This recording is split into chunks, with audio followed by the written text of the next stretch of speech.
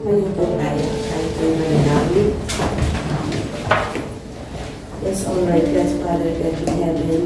Tunay na pinupuli ka namin, dinadapila ka namin, niwawalhati ka namin sa umagang ito, Panginoon. Panginoon, maraming pong salamat. Binigay niyo ang iyong buhay para sa bawat isa sa amin, para tatubusin sa aming mga kasalanan, Panginoon.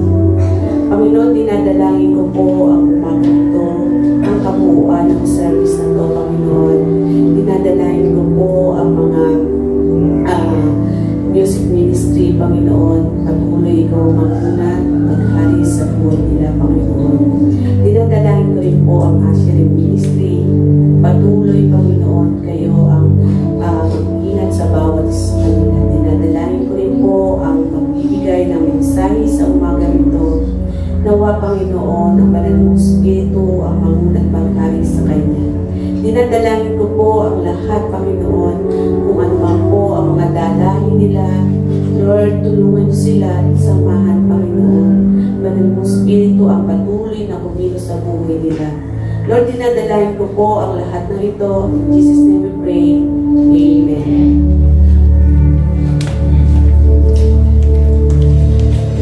Amen. Good morning, ka-blessings. Pwede mo bang batiin niyang katabi mo sa kanan at kaliwa? Sabihin mo, Happy Resurrection Sunday. Sa kabila naman po, sabihin po natin, Happy Resurrection Sunday. Amen. So alam niyo mga kapatid, napaka-special ng araw na ito. Dahil kung wala yung araw na ito, malamang wala din tayong lahat dito. Amen. So sino pa ang maniniwala sa mabuting balita sa ating gospel kung hindi nabuhay ang ating Panginoon? Pero dahil buhay siya, nandito tayo, malaya tayong umawit at magpuri sa ating dakilang Diyos. Amen?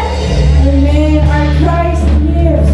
Our Redeemer lives. Kaya magpupuri tayo at aawit sa ating dakilang Diyos. Amen. Thank you, Lord. Yes, Lord.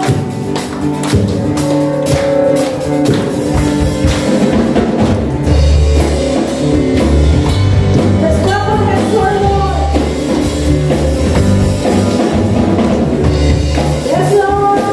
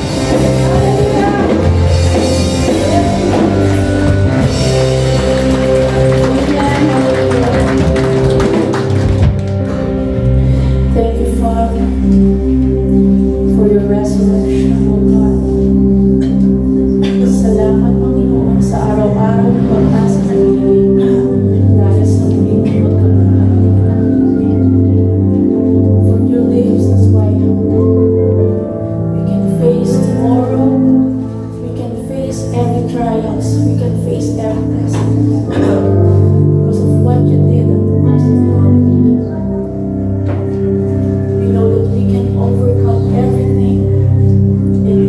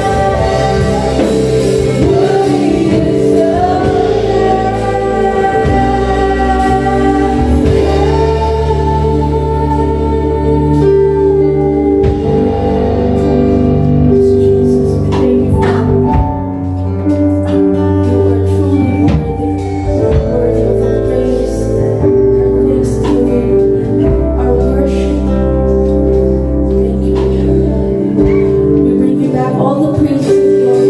In Jesus' name, amen and amen.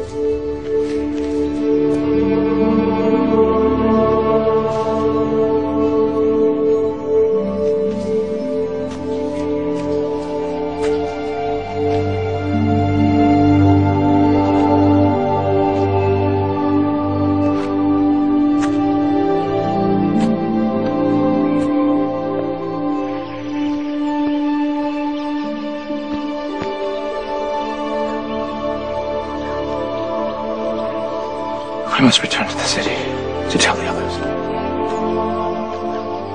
Come with us.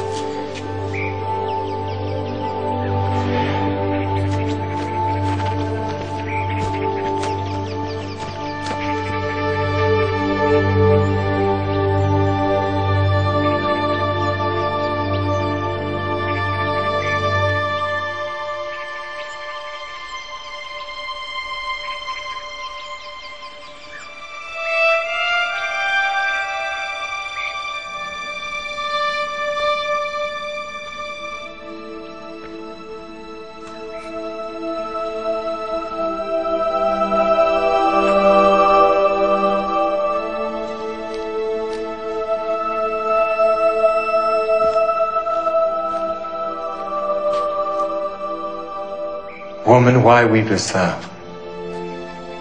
Whom seekest thou? Sir, if thou have borne him hence, tell me where thou hast laid him, and I will take him away.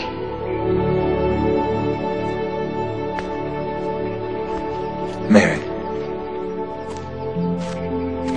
Rabboni. Touch me not, for I am not yet ascended to my Father. But go to my brethren, and say unto them, I ascend unto my Father, and your Father, and to my God, and your God.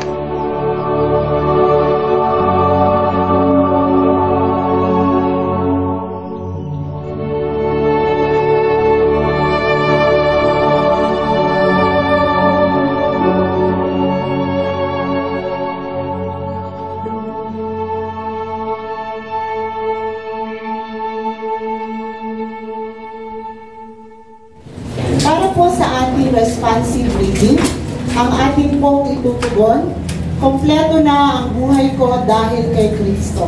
Ulitin po natin. Kompleto na ang buhay ko dahil kay Kristo. Masaya ninyong pasalamatan ng Ama na itinalaga kayong makibahagi ng mana ng mga banal sa kaharian ng liwanag. Tugon po. Kompleto na ang buhay ko dahil kay Kristo. Iniligtas nga tayo sa kapangyarihan ng dilim at inilipat sa kaharian ng kanyang minamahal na anak. Sa kanya kayo nagkaroon ng katubusan ng kapatawaran ng mga kasalanan. Tugon. Ito na ang buhay ko dahil kay Kristo. Siya ang larawan ng di nakikitang Diyos, ang panganay ng tanang nilikha, sapagkat sa Kanya ay nilalang ang lahat ng nasa langit at lahat ng nasa lupa, ang mga nakikita at di nakikita. Sa pamamagitan niya at dahil sa Kanya, nilikha ang lahat. Tugon. Siya nga ang una sa lahat at sa Kanya umiiral ang lahat. Pagkat ikinalugod ng Diyos na manahan sa Kanya ang kabuuan at sa pamamagitan ni Kristo, pagkasunduin sa Kanyang sarili ang lahat, sa pagbibigay kapayapaan sa bisa ng dugo ng Kanyang krus, sa lupa man o sa langit. Tugon. Dati nga kayong malayo sa Diyos, at salungat sa Kanya ang inyong kalooban dahil sa masasama ninyong gawa. Ngunit, pinapagkasundo kayo ngayon sa katawang laman ni Kristo, sa pagkamatay niya, upang maiharap kayo sa Kanya bilang mga banal, walang dungis at walang kapintasan. Tugon. Sa Kanya natatago ang lahat ng yamang karunungan at kaalaman. Sa Kanyang katawan ay puspusang nananahan ang buong pagka-Diyos at kayo ay napuspos sa Kanya. Tugon. Noong kayo'y patay pa at nabubuhay sa kasalanan, noong hindi pa kayo tuli sa Espiritu, kayo'y binuhay ng Diyos na kasama ni Kristo.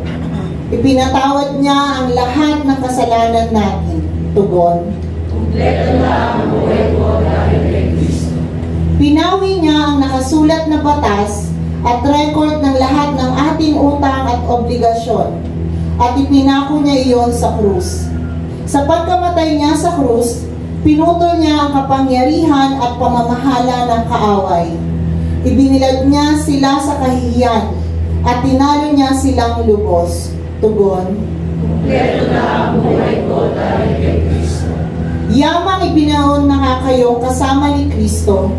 Ang dapat ninyong ibigin ay ang mga bagay na nasa langit, kung saan naroon si Kristo sa kanan ng Diyos. Ang mga bagay na nasa langit ang lagi niyong pag-isipan, at huwag ang mga bagay na nasa lupa. Kasi namatay na kayo, at ang buhay niyo ay na kay Kristo na, sa piling ng Diyos. Tugon.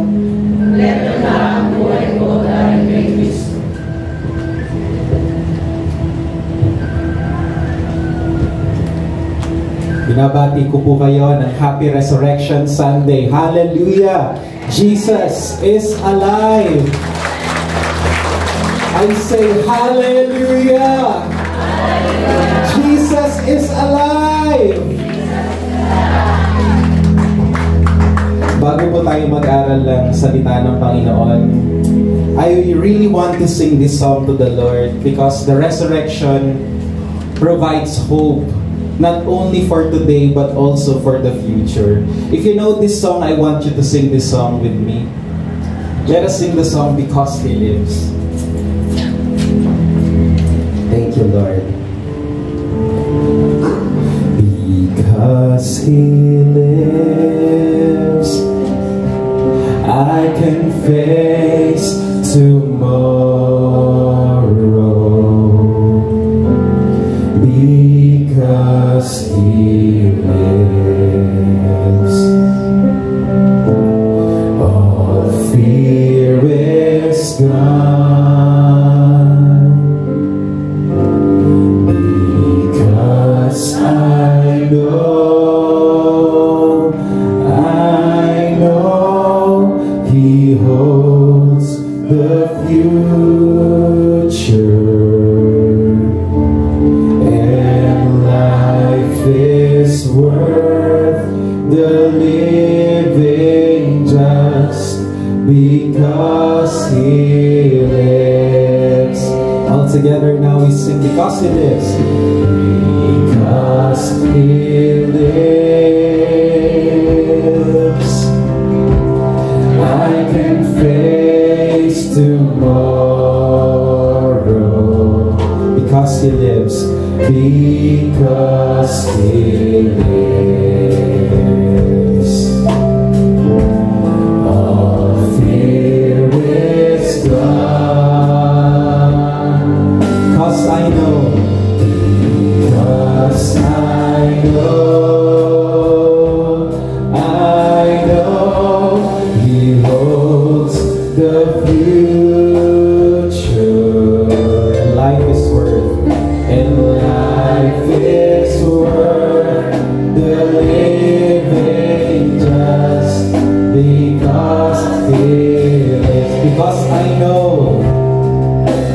prayer. 'Cause I know He holds the future, and life is worth the living just because He lives. Come on, clap your hands to Jesus. Amen. Taas po natin ang ating mga kanang kamay at sabay-sabay po nating sabihin ang salita ng Diyos. Nagliligtas. Ang salita ng Diyos. Nagpapagaling ng sakit at karamdaman. Ang salita ng Diyos. Nag-aayos ng buhay. Ang salita ng Diyos. Nagbibigay ng pag-asa. At ang salita ng Diyos nagpapala. Sabay-sabay po nating sabihin, today, I receive the blessings in the Word. Ulitin po natin, today, I receive the blessings in the Word. In Jesus' name, Amen. Amen. Manatili po tayo nakatayo sandali at babasahin ko po ang aklat ng Roma, Kabanata 6, talata 3 hanggang 4. Ganito po ang ating matutunghayan. Hindi nyo ba alam na noong binautismohan tayo kay Jesucristo, nangangahulugan ito na kasama tayo sa kanyang kamatayan? Kaya nung binautismohan tayo, namatay tayo at inilibing na kasama niya.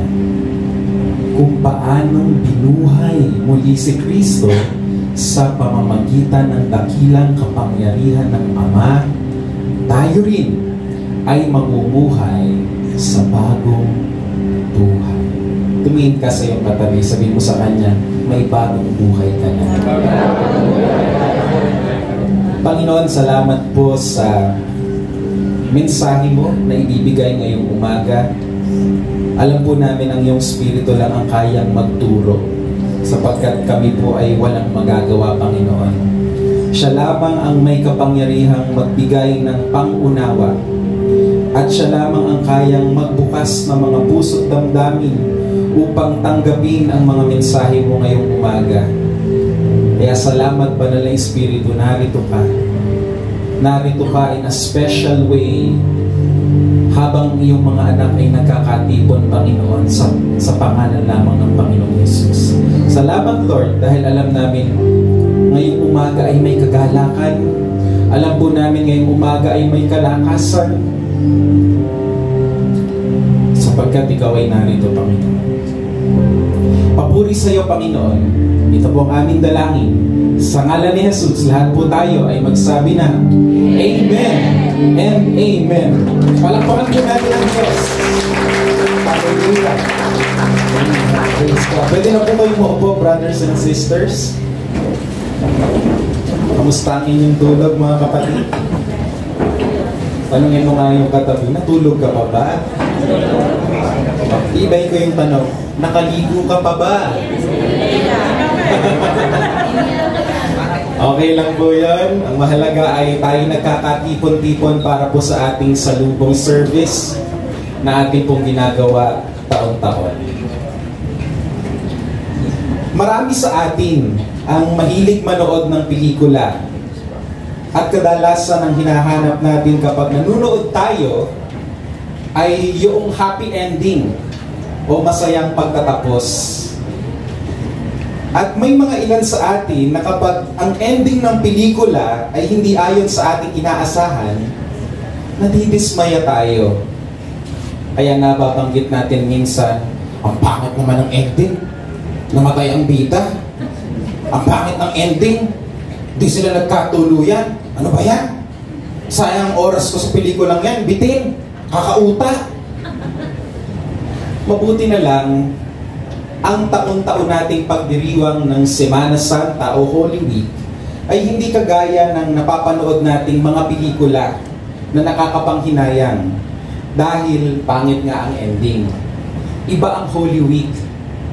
Lalo na nung una itong nangyari 2,000 years ago. At alam natin lahat ang naging kwento nito, talagang maganda ang ending. May mga masalimuot na pangyayari nung simula.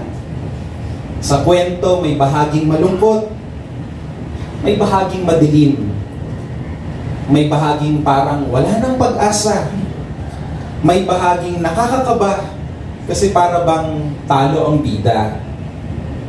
Pero kagulat-gulat dahil yung bidang kinawawa sa huli nagwagi pa din. Hindi pala siya talunan. Siya ang panalo dahil muli siyang nabuhay. Amen? At iyan ang dahilan kung bakit may Resurrection Sunday o mas kilala sa ating bansa bilang Easter Sunday.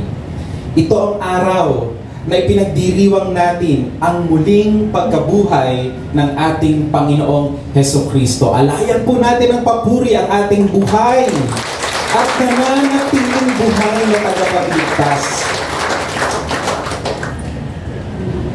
May magandang ending ang Holy Week. Subalit ang istorya po ng Holy Week ay hindi po parang isang pelikula na pinapanood lang natin ng may popcorn. Nakapagtapos na tayong manood at nakikita na natin lumalabas yung mga pangalan ng mga nagsiganap ay papatayin na natin yung TV. Hindi po ito isang pelikula na hanggang, alam mo yun, good ending lang. Ang resurrection po ay nangyari upang may magandang mangyari sa buhay mo. Ang resurrection ay nangyari upang mabago ang takbo ng buhay mo. Kaya ngayong umaga, aalamin natin kung paano binabago ng resurrection ng ating buhay sa mensahe na aking pinamagatang Bagong Buhay dahil sa muling pagkabuhay. Basahin po natin sabay-sabay ang pamagat na ito. Bagong buhay dahil sa muling pagkabuhay. Mga kapatid, dahil sa resurrection ng Panginoong Jesus, ikaw at ako ay mayroon ng bagong buhay. Wala na ang luma mong pagkatao, tayong lahat ay bago na. Ang katotohanan po na tayo ay mayroong buhay ay makikita po natin sa isinulat ni Pablo doon po sa binasa nating mga talata kanina. Balikan po natin ang verse 3. Ang sabi ni Pablo, hindi nyo ba alam na noong binautismuhan tayo kay Hesukristo, nangangahulugan ito na kasama tayo sa kanyang kamatayan? Kaya noong binautismuhan tayo, namatay tayo at inilibing na kasama niya. Sabi mo nga sa katabi mo, yung dating ikaw, pinatay na ng Diyos, inilibing na ng Diyos. Yung katabi mo ngayon ay hindi na yung kagaya ng dati. Hindi man halata minsan, pero sa maniwala at sa hindi, yung katabi mo ay bago na. Amen! Sabi sa verse 4, kung papaanong binuhay muli si Kristo sa pamamagitan ng dakilang kapangyarihan ng Ama, tayo rin ay mamumuhay sa bagong buhay. Napakalinaw po sa sulat ni Pablo na dahil daw sa muling pagkabuhay ni Kristo, dahil sa resurrection, mayroon daw tayo ngayon na bagong buhay. At ito pong bagong buhay na ito ay maaari nating iugnay sa isa pang itinuturo ng Bible na kung tawagin po ay born again experience o muling kapanganakan. Sabihin nga po natin, muling kapanganakan. Tingnan po natin kung paano ipinakilala ng isa pang apostol ang temang ito. Tingnan po natin ang sinabi ni Pedro doon sa unang Pedro chapter 1 verse 3 to 4. Dito nabanggit niya rin ang resurrection. Ang sabi niya, purihin natin ang Diyos, ating Panginoong Hesukristo, dahil sa dakilang awa niya sa atin, ipinanganak tayong muli. Ano ka daw? Pinanganak tayo. Na born again. Pinanganak na muli sa pamamagitan ng muling pagkabuhay ni Hesukristo. Kaya special tong araw na to. Hindi lang ito muling pagkabuhay ng Panginoon, ito ay birthday mo din. Dahil ito ay muli mong muli mong pagkapanganak. Pansinin po ninyo, yung sinabi kanina ni Pablo at yung sinasabi ngayon ni Pedro ay magkatugma. Ang sabi kanina ni Pablo, dahil sa resurrection, may bago daw tayong buhay.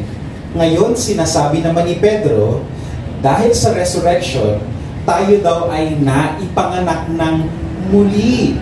Sabi mo nga sa iyong katabi, Happy birthday! Happy birthday! Kaya palagay ko mga kapatid, isa lang ang tinutukoy ng dalawang apostol na ito, si Pablo at si Pedro. Dahil sa resurrection, meron tayo ngayong bagong buhay o muling kapanganakan. At uulitin ko yung sinabi ko kanina, yung katabi mo ngayon, bagong tao na. Pwede ba ako makarinig ng amen? Amen! Eh, Pastor, bakit ba dapat na maipanganak tayong muli? Ano ba ang dahilan for that experience? Bakit ba yung tinuturo ng Bible? Nais ko pong hiramin yung pinaliwanag ni Augustine, na isang obispo, patungkol po sa new birth o bagong kapanganakan. Tingnan po natin ang kanyang sinabi. Ang sabi po ni Augustine, ipinakikilala ng Diyos ang muling kapanganakan dahil may mali sa ating pagsilang. Doon pa lang daw sa tiyan ng nanay natin, noong tayo ay ipagbuntis ay may mali na. Doon pa lang sa sinapupunan niya ay ipinaglihi na tayo sa kasalanan. Kinuha niya to sa Salmo 51 verse 5. Ipinagbubuntis pa lang tayo ay ikinapit na sa atin ang kasalanan ng ating mga ninuno. Kaya yung kasalanan ng mga ninuno ay sisingilin din sa batang isisilang. Ito din ng sinasabi ng Panginoon. Makikita po natin to sa Exodus 20 verse 5 and Deuteronomy chapter 5 verse 9. Kaya yung kabulukang taglay na naghahari sa ating mga ninuno ay minana din natin. Yung gawi nila ay magiging gawi din natin. Mana-mana lang yan. Dahil sila ay namuhay na makasalanan, mamubuhay din ang bawat batang isisilang ng makasalanan. Kaya mga kapatid, hindi lang po pala allergy, hindi lang po pala hika ang pwede nating manahin. Yung palang kabulukan na naghahari sa buong pagkatao ng ating mga ninuno, kung kaya sila ay nagkakasala, minana din natin. Kaya may problema sa ating unang pagsilang. Okay? Yan po ang sabi ni Augustine. So mga kapatid, ano kaya ang solusyon para maputol na yung pangit na lagay na ito na minana natin sa ating unang mga magulang, sa ating mga ninuno? Kung dahil sa ating pagsilang, minana natin yung kanilang lagay na makasalanan, kaya tayo gumagawa ng kasalanan, ano kaya ang magandang solusyon? Kailangan natin ng new birth experience. Kailangan nating maipanganak na muli. Kailangan nating ma-born again. Pwede ba akong makarinig ng amen? Now, sinabi pong born again, hindi po yan pagsabi sa blessings. Ano po? Ito po isang karanasan na ibinibigay ng Panginoon. At mamaya ipapaliwanag pa natin ng mas malalim yan. Pero bago yun, tingnan po muna natin ang isang verse sa Old Testament na nagpapakita sa atin kung bakit mahalaga na tayo pong lahat ay ma-born again. Sabi ng Jeremiah 13 verse 23 ay ganito. Sa verse na ito ay pinapakita po yung problema ng tao. Ano po?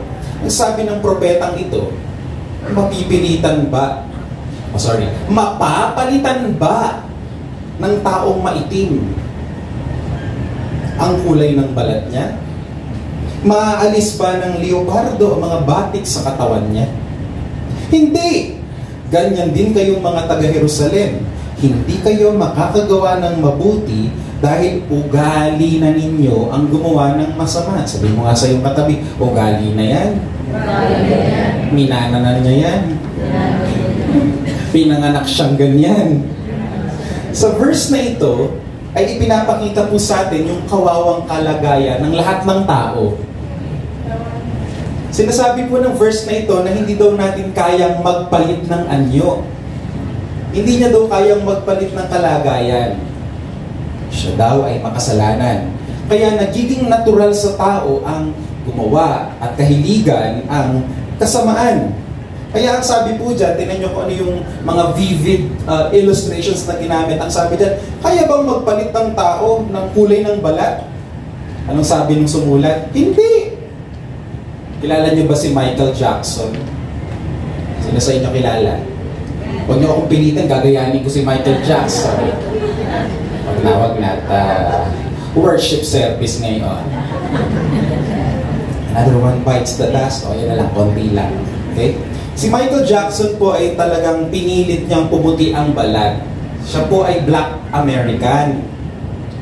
So pinaputi niya talaga ang kanyang balat. Pero kahit anong gawin niya, yung DNA at dugo niya ay magsasabi na itong lalaking to, bagaman ang puti ngayon, African American pa rin eh.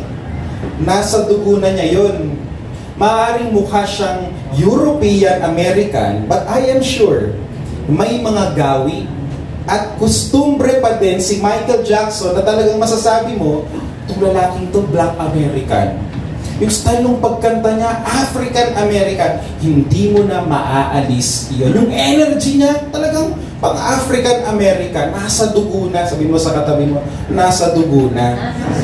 Sabi mo rin sa kanya, nananalaytay. Right.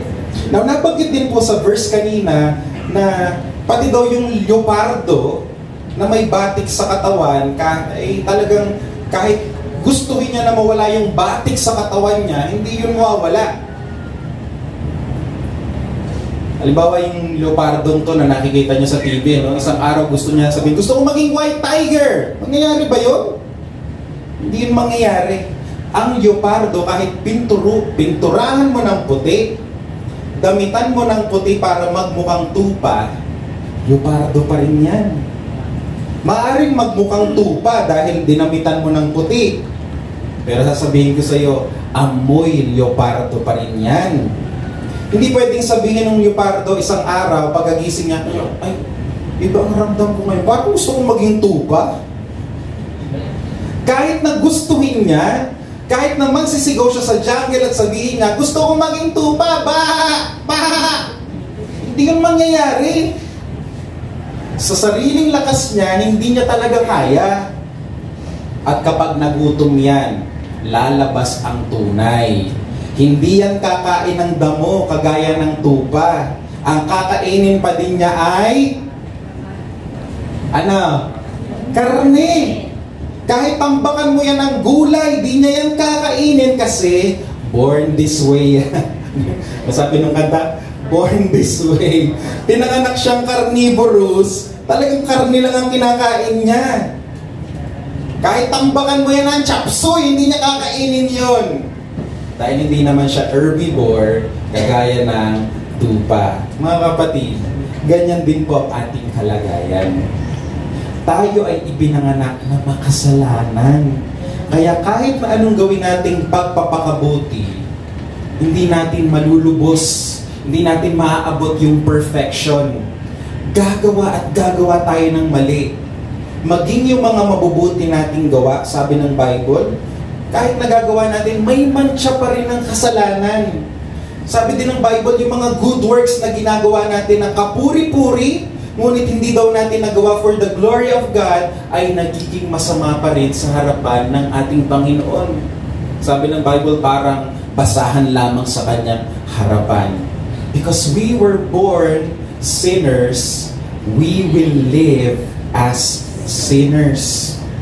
At hindi po natin kayang tulungan ating mga sarili, kaya malibang may gawin ang Diyos, malibang kumilos ang Diyos, hindi po mababago ang ating kalooban. Malibang maghimala ang Diyos at gawin ng tupa ang leopardo, hindi mababago ang anyo at kilos ng leopardo. Biting mo yung katabi, sabi mo sa kanya, we are all helpless. Wala tayong magagawa. Uulitin yung sinabi ko kanina, malibang tulungan tayo ng Diyos. Malibang may gawin ang Diyos sa atin, doon pa lang tayo magkakaroon ng true transformation. Ngunit ang Diyos po ay naging mabuti sa atin. Amen? Hindi tayo pinabayaan ng Diyos. Mabuti ang Diyos dahil naghimala siya sa buhay natin. Kumilos ang Diyos. Mabuti ang Diyos kasi may ginawa siya. Hindi niya tayo iniwanan sa ating kalagayang bulok at patay. Tayo ay kanyang muling binuhay. Tayo ay naipanganak na muli. Balikan natin ang sabi ng verses 3 and 4 ng unang Pedro, chapter 1. Anong sabi dito? Purihin natin ang Diyos ng ating Panginoong Hesukristo dahil sa dakilang awa niya sa atin, ipinanganak tayong muli. Sabi dyan, dahil sa dakilang awa niya, no? Dahil sa dakilang awa niya sa atin, pinanganak tayong muli sa pamamagitan ng muling pagkabuhay ni Hesukristo. Wow! Nahabag ang Diyos. Nakita niya, itong taong to mananatiling patay kung hindi ako kikilos. Hindi niya kayang tulungan ng kanyang sarili. Bubuhayin ko siya. Hihingahan ko siya. I will resurrect him. Kaya mga kapatid, yung leopardo, naging tupa na. Posible pala yun. At hindi ito dahil sa pagpapasya niya at pagpupumilit niya na maging tupa. May ginawa ang Diyos. Naghimala ang Diyos. Tayo na dating patay sa kasalanan, ngayon ay muling nabuhay. Dahil sa resurrection ni Jesus, tayo ay naipanganak na muli. Amen. Amen. Sabi mo sa katabi mo, kahit hindi halata minsan, ikaw na mananampalataya ni Kristo ay bago na. Amen. Napakaganda po ng sinabi ni Thomas Boston. Sabi po niya, surely corruption is ingrained in our hearts, interwoven with our very natures. It has sunk deep into our souls and will never be cured but by a miracle of grace. Ang kabulukan daw ay nakatanim ng malalim sa ating sistema. Ang kabulukang ito ay nakabuhol sa ating pagkatao at malalim na nakalubog sa ating mga kaluluwa. At hindi daw ito kayang lunasan. Hindi natin kayang alisin. Ngunit ito ay nilunasan ng himala ng biyaya ng Diyos. Kapatid, ito ang greatest miracle na tinanggap natin sa Panginoon. Amen! Kung meron kang gusto ipagpasalamat kay Lord ng miracle, eto yun na ikaw ay naipanganak na muli. Ikaw na dating leopardo. Of course, di ko po sinasabing masama ang leopardo, ano? But you know what my point is, amen?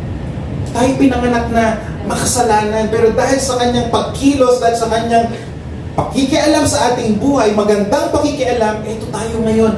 Tayo ay muling nabuhay, tayo ay bago na. And this is the greatest miracle that we receive from the Lord. We praise God for healing miracles. Amen for that. We praise God for financial miracles. Amen. But you know, these miracles grow small and they grow pale compared to the miracle of being born again. Sipin mo, sinilang kang leopard pero ginawa kang tupa. Ganyan din ang being born again. Imposible talagang mangyari, ngunit ipinasya ng Diyos na maganap. Nung si Kristo ay lumabas sa kanyang libingan at muling nabuhay, mga kapatid, tayo na kanyang bayan ang laman ng kanyang isip. Naisip niya si Feling, naisip niya si Janet, naisip niya si Caleb, naisip niya si Levi, naisip niya tayong lahat. Lahat ng mga ito ay isisilang na muli kasabay ng aking resurrection para mabuhay sila ng bago na sa mundong ito. Amen. Mga kapatid, dahil po sa ating unang pagsilang, gugustuhin lang lagi natin na magkasala at magpakalayo-layo kay Lord. Wala yung desire to know God. Wala yung desire to do what is right. Wala yung desire to love God. Wala yun. Kasi nga, May problema yung una nating pagsilang, may minana tayong mali. Pero dahil sa pangalawa nating pagsilang, ngayon, talagang gugustuhin mo na magpakabanal. Gugustuhin mo na lalo pang lumalim sa ating Panginoon dahil pinunlaan ka ng Diyos ng panibagong set of desires. Amen? Kaya, ano yung isang clear proof na isang tao ay na-born again? Makikita mo, natatransform yung buhay niya. Hindi man overnight, 100% ay transform, pero makikita mo may pagbabagong nangyayari sa kanyang buhay. Amen. Sabi po ni Augustine, the purpose of each person's rebirth is that whatever there is in him of sin that he was born with may be done away. Pag sinabing done away, matanggal, maalis, mabunot. Ang purpose daw o layunin daw ng rebirth ay upang mabunot na sa ating sistema ang kasalanan at upang mapunlaan tayo ngayon ng mga holy desires na magbibigay puri sa ating Panginoon. At iyan ay naganap sa atin dahil kasama tayong namatay ni Kristo, kasama tayong nalibing ni Kristo, at kasama tayong muling nabuhay ni Kristo. Amen! Balikan po natin ang sinabi ni Pablo sa verse 4 ng chapter 6 ng Romans. Ang sabi niya, kung paanong binuhay muli si Kristo sa pamamagitan ng dakilang kapangyarihan. Sabi nga po natin, kapangyarihan. Okay. Ulitin ko, kung paanong binuhay muli si Kristo sa pamamagitan ng dakilang kapangyarihan ng Ama, tayo rin ay mamumuhay sa bagong buhay. Familiar po kayo dun sa tinatawag na cause and effect? Sino sa inyo narinig na yung cause and effect? Ano ba sa Tagalog ang cause and effect? Sanhi at bunga. Bibigyan ko ng statement, ha? Tingnan ko kung naintindihan ninyo. Sumakit ang ngipin ko dahil kumain ako ng maraming tsokolate. Ano ang sanhi? Marami ka ng isang kaderpang tsokolate. Ano ang bunga? Sumakit ang ngipin. So yan ang cause and effect. Ang cause, nagpakasasa ka sa tsokolate. Ang effect ay sumakit ang ngipin. Dito po sa verse na ito, ginamit din ni Pablo yung cause and effect. Ano ang cause? Ano ang sanhi? Binuhay si Kristo. Pero hindi yun nananatiling doon na parang sabi ko nga kanina parang happy ending sa pelikula na okay, nabuhay si Kristo, yes, mapo sa Facebook, happy resurrection, happy Easter, that's it. Pagdating ng Monday, back to our ordinary lives. Sobrang powerful, sobrang impactful ng resurrection na pinapakita sa atin ng one verse na ito ang dapat na maging epekto sa buhay nito sa atin.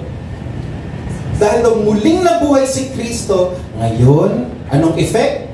Mamumuhay tayo sa bagong buhay. In short, dahil may resurrection na naganap, posible ngayon na tayo ay mabuhay sa kabanalan. Tayo pa naman mga Pilipino ang hilig mangantsaw. Ano? Ay, nagpapakabanal. Wow! Galing! Banal na aso. Inaasar-asar pa natin na parang kasing tingin natin, wala namang tao na gusto yung magpakabanal. So, lahat naman tayo ay nagkakamali. Yan po ay pananaw ng mundo. At yan po ay kasinungalingan ng dyablo. Ang totoo, kung ikaw ay na-resurrect kasama ni Kristo, ang epekto sa iyo ng resurrection, aba, iibigin mo ngayon na magpakabanal. Kasi grabe yung pag-ibig sa akin ng Panginoon. Dati akong patay sa kasalanan, pero ngayon binuhay niya ako. Binigyan niya ako ng power to become holy. Amen, mga kapatid. Yung power. Kasi nabanggit dyan sa verse na yan, kapangyarihan. Di ba sabi ko sa inyo kanina, isigaw nyo kapangyarihan. Kapangyarihan. Power in English. So sinasabi po dyan ni Paul, yung power na ginamit daw ng Diyos na buhayin mula sa patay si Kristo, ganun din daw yung power na ginagamit ng Diyos upang ikaw ay pabanalin. Narinig niyo yung sinabi ko? Hello, ito po yung power ng resurrection in our lives. Yun daw power na ginamit ng Diyos upang buhayin mula sa patay si Kristo. Yun din daw yung power na ginagamit ng Diyos ngayon upang ikaw ay pabanalin. Cause and effect. Kung gaano ka-powerful yung ginamit na power doon sa resurrection day ni Christ, ganun din yung power na binibigay ng Diyos upang ikaw ngayon ay mapabanal. Nare-realize po ba natin to? I hope the Spirit will reveal this to you in a powerful way. Grabe, no? Wala kayang gamot sa isang tao na 3 araw ng patay. May butika po dyan sa may NBI. Meron po ba kayong gamot dyan? Gamot ba saan? Eh, nung kasing kasama ko yung 3 araw ng patay, yung papainom ko lang po, mabubuhay siya. Wala pong ganun. Wala. Humanly impossible and scientifically impossible. That's why it is a miracle. Binuhay si Kristo after 3 days. At eto ang good news. Yung same power na bumuhay kay Kristo, sabi ng verse na ito, yan ang nagbibigay sa iyo ng kapangyarihan na mamuhay ngayon sa isang bagong buhay. Begin to thank God for that. That same power that raised Jesus from the dead is the same power that is working in you for you to become holy. Minsan sa kagustuhan po natin na maging banal ang iba, kung ano-ano minsan ang nasasabi natin sa kapatiran, sa pamilya, gusto si ganito living in sin. At minsan dahil nayayamot tayo sa kanila, natitempt tayo na manakot.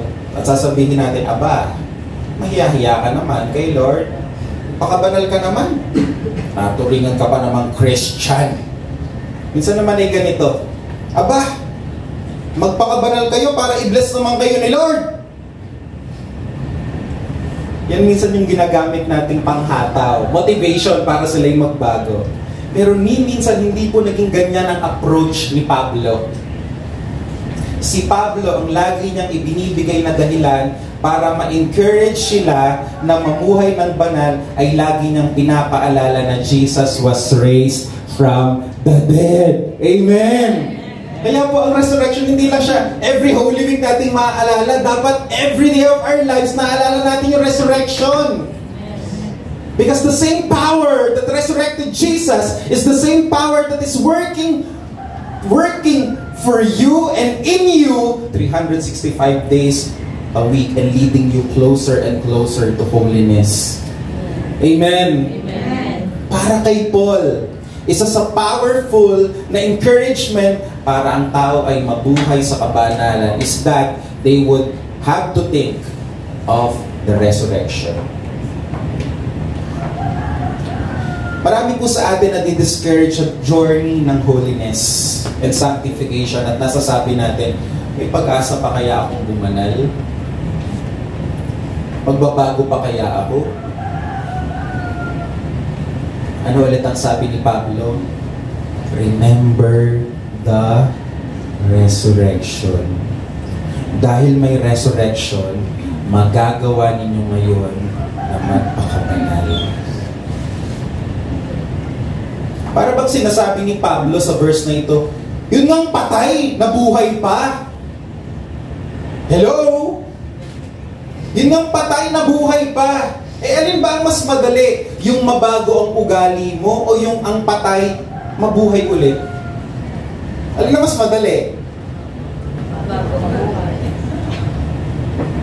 Alin na mas mahirap? Ulitin ko, alin na mas mahirap? Yung mabago ang pag-uugali mo o yung patay na, binuhay pa? Patay na, nabuhay pa. Ba, mas mahirap yun. Try nyo kaya, punta kayo sa morgue. Ilang araw ng patayan? Ay, 1 day, wag yan. Ito ilan? 3 days, ay eto. Mabubuhay! Hindi natin kayang gawin yon. Pero ginawa ng Diyos. because of His power. At yung same power na yon na kayang gumawa ng imposible, pakinggan nyo to, yung same power na yon na kayang gumawa ng imposible, siya ngayon ang gumagawa sa'yo, nagbubuyo sa'yo para magpakabanal. Woo! Amen!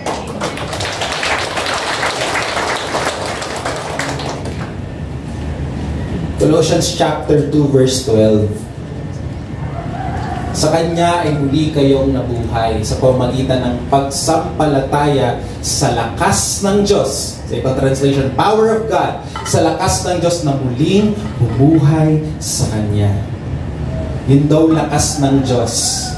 Yun daw power of God na bumuhay kay Kristo, siya ding bumuhay sa atin. Yung same power na ginamit ng Diyos para buhayin, mali po yung spelling, para buhayin si Kristo, ay yun ding same power na ginagamit ngayon ng Diyos para ikaw ay pabanalin. Grabe, ano? Gaano katindi ang power na to? Beyond imagination. Patay na, nabuhay pa. Yung power na bumuhay kay Kristo, yun ngayon ay power na gumagana sa'yo, tumatalab sa'yo para ikaw ngayon makahakbang na sa kabanalan. Amen! Kaya kung buhay Kristiyano, hindi po dun matatapos sa tinanggap ko si Jesus, my name is written in the book of life. I'm good. I'm good. Alam niyo kung ganun po ang ating perspective, para bang sinasabi natin hindi nabuhay si Kristo? Kasi kung totoong nauunawaan natin yung muling pagkabuhay ni Kristo, mga kapatid, may magbabago sa ating buhay. Kasi sinasabi ng Word of God, yung resurrection power na yun, gumagana din ngayon sa buhay natin. Kaya ang sabi ni Adrian Warnock, ang ganda po ng kanyang sinabi. In other words, in addition to justification, he is referring to the progressive freedom from the drive to sin. Theologians call this sanctification. We are actively freed. Hindi passive, actively. We are actively freed from our bondage to sin by what Christ has done for us, and thus righteousness living becomes possible. Mayroon daw progressive freedom from sin na nagaganap. Pag sinabi pong progressive freedom from the drive to sin, ibig sabihin ay yung patuloy na pag-unlad ng kabanalan sa ating mga buhay. Amen! Dahil daw kay Kristo napalaya na tayo sa kasalanan, at dahil dyan, posible nang maging banal ka. Dati ang excuse natin, tao lang naman tayo eh. Yeah, pwedeng excuse yun kung wala si Kristo sa buhay mo. Pero ngayon, iba na. Na-resurrect na ako. I want to give glory to God. Inibig niya ako, kaya gusto ko rin siyang ibigin. Dagdag pa ni Warnock, the same Jesus who died to bear the punishment for our sin lives to... Gusto ko po to. The same Jesus who died to bear the punishment for our sin lives to ensure that we are transformed daily into ever-increasing holiness. Pwede bang basahin natin ito sabay-sabay? Hayaan po natin bumakat at tumatak sa ating mga puso't isipan. The same Jesus who died to bear the punishment for our sin lives to ensure that we are transformed daily into ever-increasing holiness. Si Jesus ba ay buhay ngayon? Amen! Siya ba ay mananatiling buhay? Amen! Abay kung gayon, mayroon daw katiyakan na tayo ngayon mabubuhay araw-araw sa kabanalan. Kasi tumatalab-talab.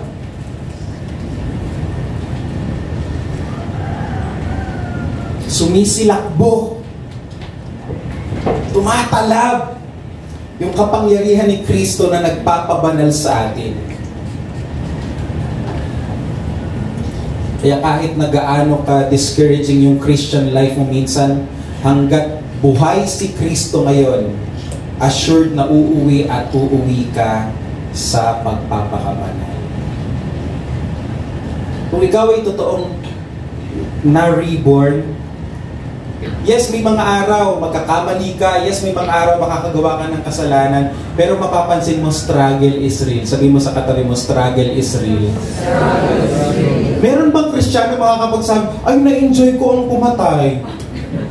Ay, na-enjoy ko talaga yung magsinungaling na magsinungaling. I love it! Meron bang ganong Christian? Wala. Kasi the resurrection power of Christ is living in you. Parang may mali. Parang, this is not me. The same Jesus who died to bear the punishment for our sin lives to ensure that we are transformed daily into ever-increasing holiness. Kaya mga kapatid, tiyakin natin, are we in Christ?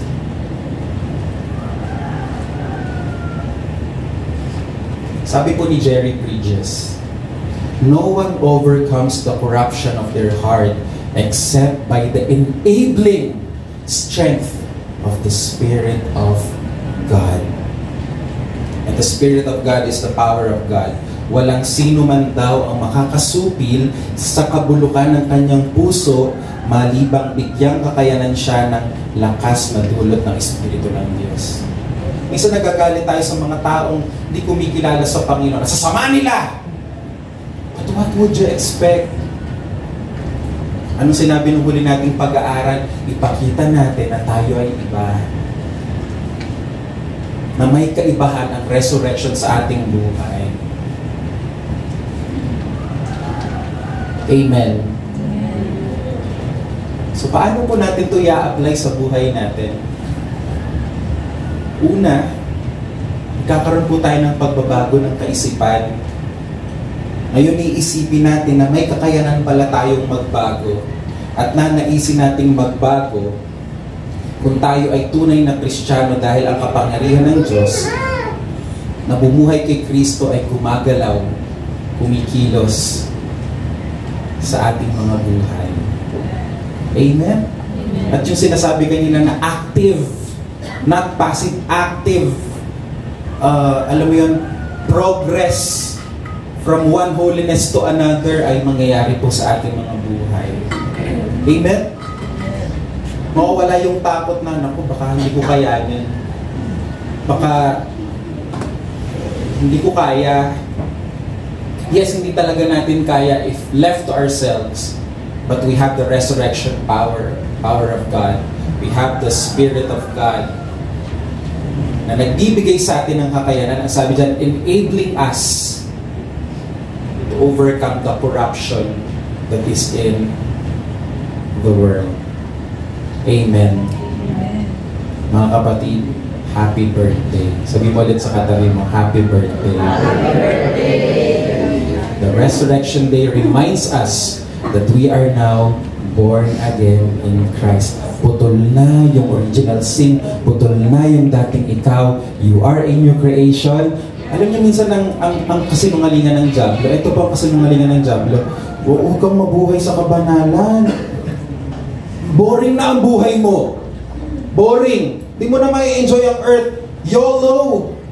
You only live once. Enjoy. That is a lie from the devil. Because the truth is, ang pinakamasayang buhay ay yung mabuhay ka sa gitna ng kalooban ng ating Panginoon.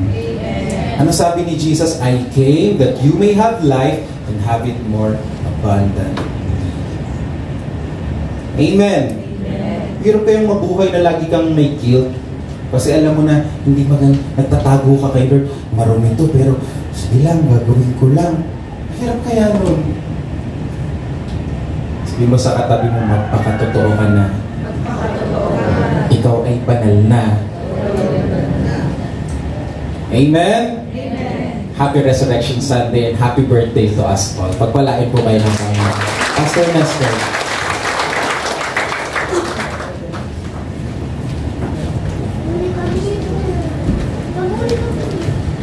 Tayo po tayo para sa selebrasyon ng Tapat ng Panginoon. Napakasarap po ng putahe na ating natanggap sa umaga ito. Hindi siya amen. Hallelujah. Tunay po Panginoon na napakasaya namin.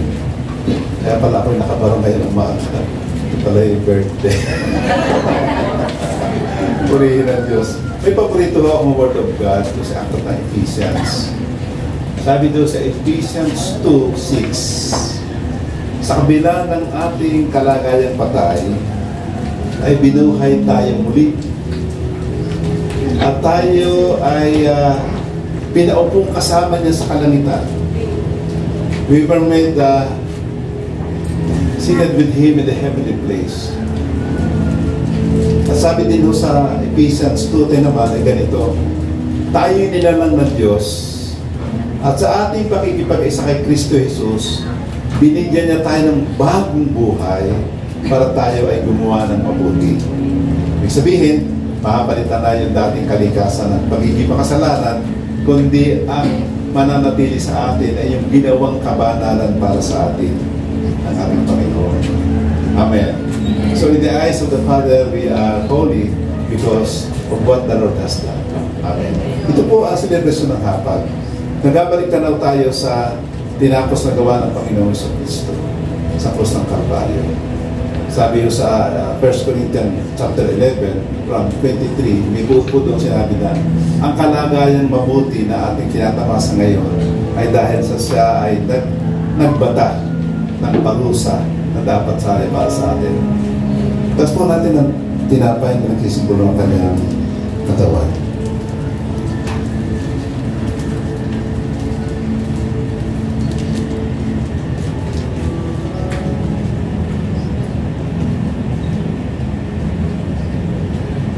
Sabi na ng 1 Peter 2:24, siyang sinugatan para sa ating kagalitan. We have been set free. Tanggapin po natin.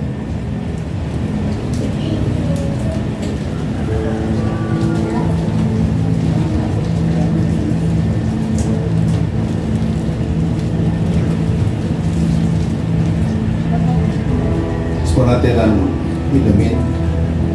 Salita po ng Panginoon ay nakapahayag na sakop tayo ng bagong kasunduan. Siya po ang gumawa ng bagong tipan. In the Old Covenant, ang tipan ho ay tao sa Diyos. But God made a new and better covenant na siya ang nakipagkasundo sa Diyos. Siya ang umako ng ating mga kasalanan. And as we believe He has done on the cross, tayo po ngayon ay nasa kalagayang buhay at kalagayang taglay ang kabanalan ng Panginoon at patuloy na gagawa ang kapangyarihan ng Diyos. Amen. Tanggapin po natin ang ito. Palakapakan po natin ang Panginoon. Salamat sa Panginoon.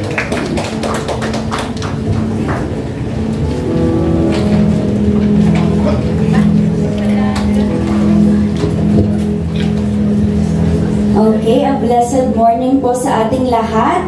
Ayun, gising na po ba kayo? Yes! Ayan, pakitapik nga ang inyong katabi. Sabihin, kumain ka ba? Parang kinahaamoy ako dyan. Ayun, sige. Maghawak-hawak po tayo ng ating mga kamay at sabay-sabay po nating sambitin ang kami ay nagpasya. Sabay-sabay po nating sabihin, kami ay nagpasya. Kami ay nagpasyang magmahalan bilang magkakapatid. Ang isa ay para sa lahat at ang lahat ay para sa isa. Ang lakas ng isa ay lakas ng lahat at ang kahinaan ng isa ay kahinaan ng lahat. Kami ay nagpasyang magtulungan sa hirap at ginhawa. Ang bawat isa ay hugutan namin ng lakas.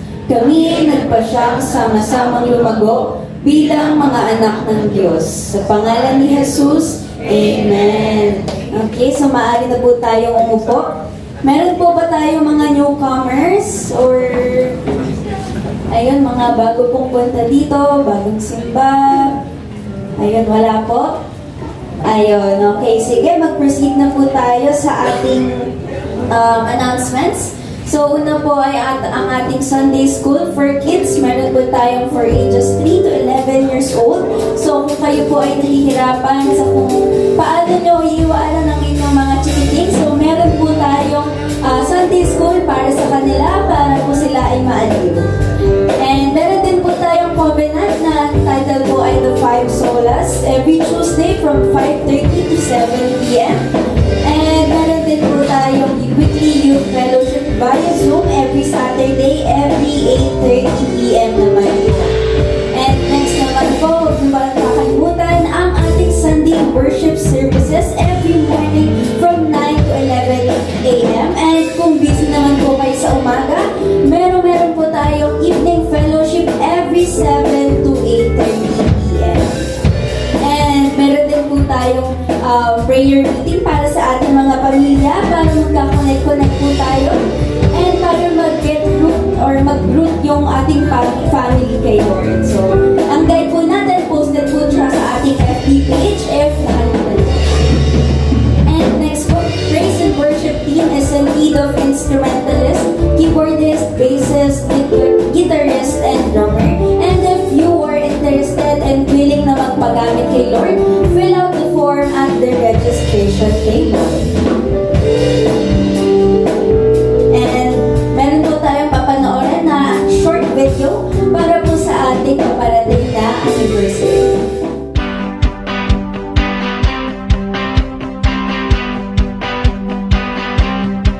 We will plant our roots in Christ. We were taught to abide in the light. When the day is as dark as night, with it we will be alright. Oh, oh, oh, plant our roots. Oh, oh, oh, we will live our lives for Christ. We will walk by faith and not by sight. We will trust in Him alone. We will go to the ends of the earth to show everybody the truth. He died for me and for you. Salamat sa Panginoon na bago ang lahat sa ating buhay nung ang Panginoon ay muling nabuhay. Kaya purihin natin ang Diyos. Dapat tayong masayang-masaya. Kasi celebration na ito. It's our birthday. Kaya sa sandaling ito, gigisingin natin ang bawat isa sa pamamagitan ng isang awit bago ko mag-ibig. Thank you, Lord. Dahil bago na tayo. Amen. Palapakan natin ito. Kung buhay na buhay tayo sa pagkakaloob. Thank you, Jesus. Bago na ang lakad ko, bago na ang isip ko, bago na ang puso ko, ngayon, bago na ang lakad ko, bago na ang isip ko, bago na ang puso ko, ngayon, bago na ang lakad ko, bago na ang isip ko, bago na ang puso ko, ngayon, ang pag-ibig mo, Jesus, hindi nagbabago. May magandang mangyayari sa'yo. Sige. Bago na ang lakad ko, bago na ang isip ko, bago na ang puso ko, ngayon. Bago na ang lakad ko, bago na ang isip ko, bago na ang puso ko, ngayon. Ang pag-ibig mo, Jesus, hindi nagbabago. Magandang nangyayari.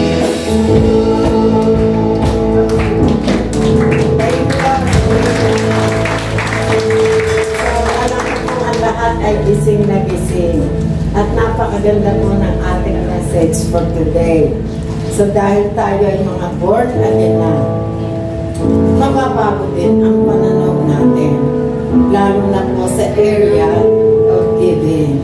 Kung dati tayo ay mahirap tumukot, Kagaya ng buhay ko noon na pagdaan ng gusto, hindi ko kayang magkaroon. Pero salamat. Naliwanagan tayo dahil tayo nag-aaral ng mabuting balita. Ang salita at ang Diyos ay iisa. Kaya if you are always connected with the Word of God, tuturuan tayo talaga ng Panginoong Jesus na mabago ang pananaw sa pagkakaloob. Kasi ang ating pagkakaloob, tandaan natin, sabi nga po, lahat ng bagay sa daigdig nito, may-ari si Yahweh, ating Panginoon. At pag tinignan natin ang 1 Corinthians 6:19-20, kahit katawan natin, hindi natin pag-aari. Ito ay buhat sa Panginoon. At ito ay tirahan ng banal na Espiritu. It is the temple of the Holy Spirit.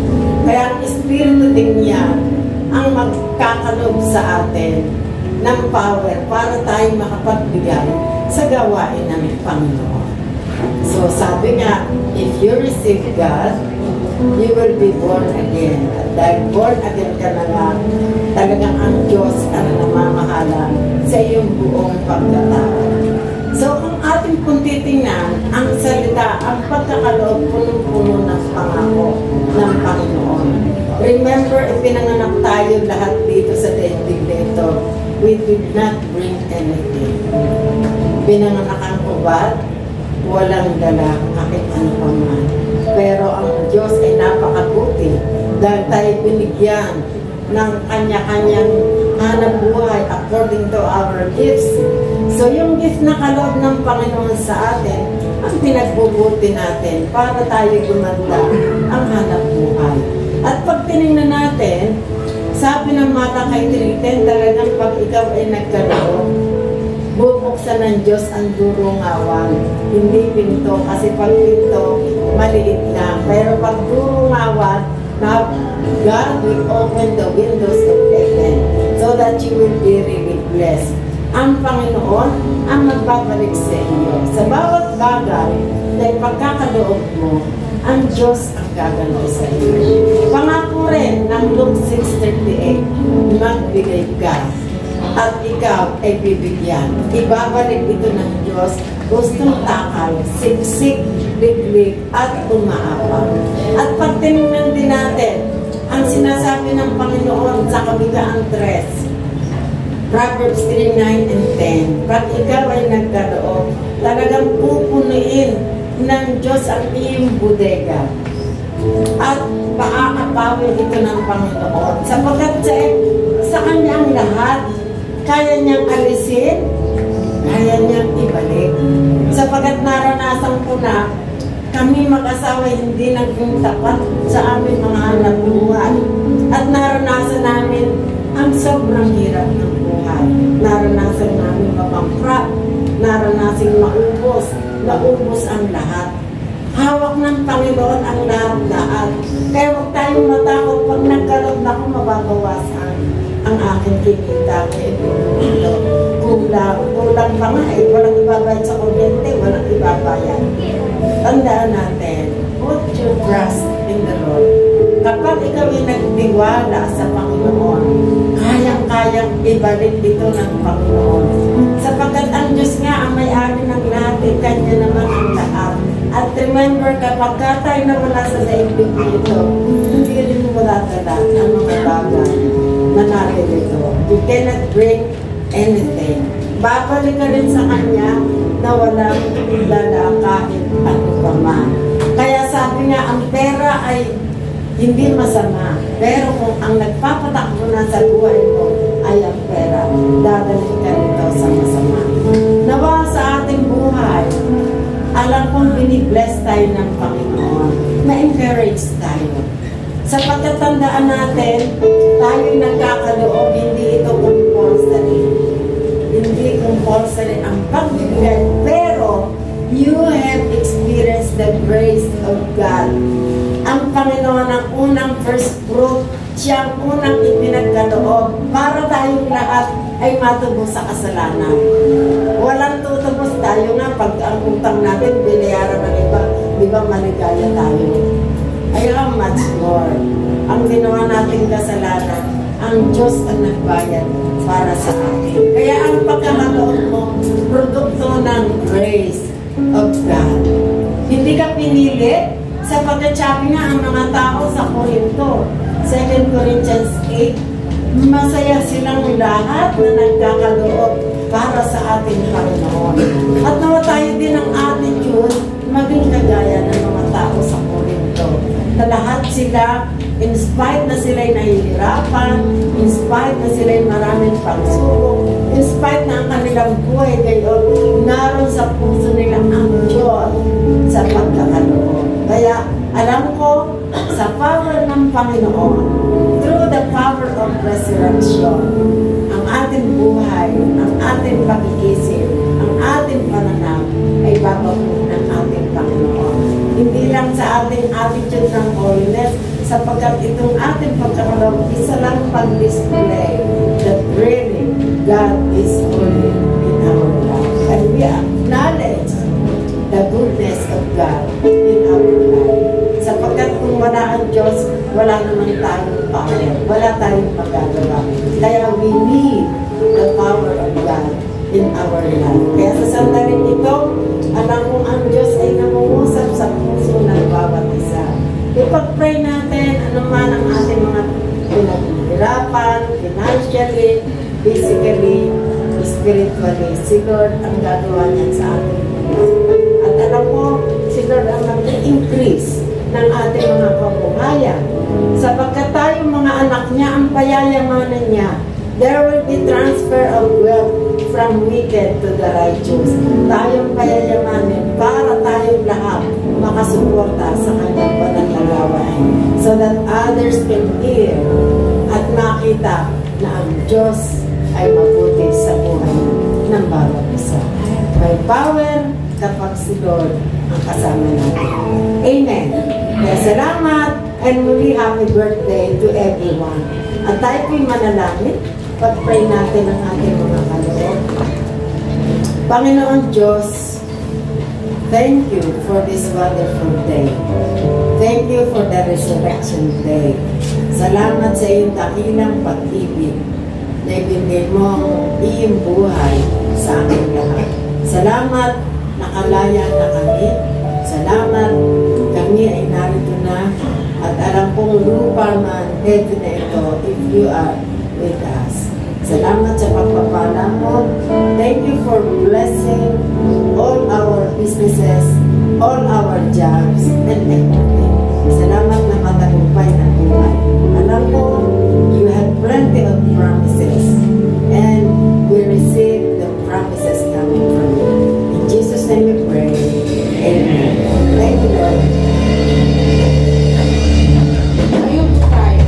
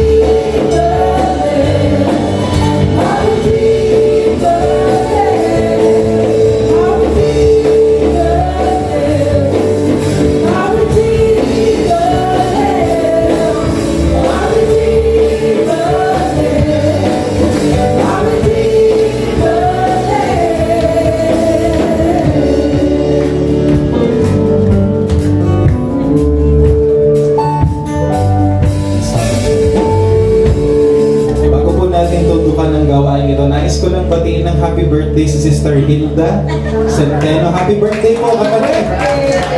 Baka po may mga birthday celebrants pa rin, magtaas lang tayo ng kamay. We greet you, happy birthday. So next Sunday po, we are back to our regular programming. 2 services, 9 in the morning and 7 in the evening. Magkikita-kita po tayo. Alright, so alam ko nag-enjoy yung mga kabataan natin kasi nagkaroon po sila ng egg hunting kanina.